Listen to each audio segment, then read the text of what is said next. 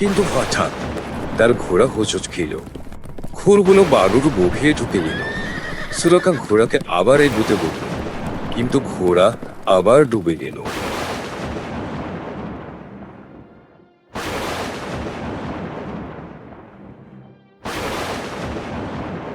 হে সুরাকা, রাসূল সাল্লাল্লাহু আলাইহি ওয়াসাল্লাম আল্লাহর কাছে দোয়া করেছেন যেন তুমি আমাদের কাছে পৌঁছাতে না পারো।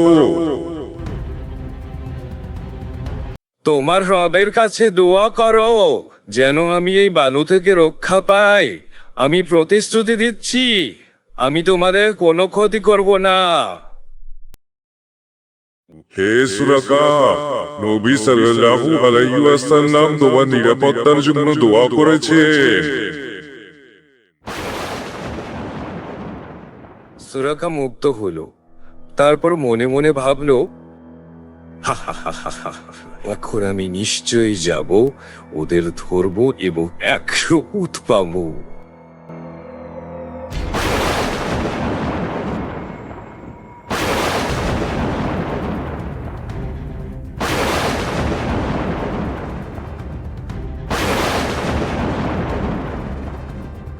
রাসূল সাল্লাল্লাহু আলাইহি ওয়াসাল্লাম তোমার বিরুদ্ধে দোয়া করেছেন, কারণ তুমি প্রতিশ্রুতি নিয়েছো।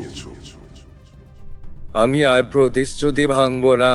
হে মুহাম্মদ, আমার জন্য আবার দোয়া করুন যেন আমি নিরাপদে যেতে পারি, আর আমার সরঞ্জাম ও অস্ত্র রাখার অনুমতি দিন। সুরাকার কথার উত্তরে নবী হযরত সাল্লাল্লাহু আলাইহি ওয়াসাল্লাম বলেন, হে সুরাকা, আমাদের তোমার অস্ত্র বা সরঞ্জামের কোনো প্রয়োজন নেই। আমি যদি তোমার নিরাপত্তার জন্য আল্লাহর কাছে দোয়া করি, তুমি কি প্রতিশ্রুতি দেবে যে আমাদের কোনো ক্ষতি করবে না? আমি তোমাদের কোনো ক্ষতি করব না এবং পিছনের লোকদের থেকেও রক্ষা করব। সুরাকার কথায় রাসূল সাল্লাল্লাহু আলাইহি ওয়াসাল্লাম হাসলেন এবং বললেন, তাহলে আমাদের মধ্যে এই চুক্তি থাকুক।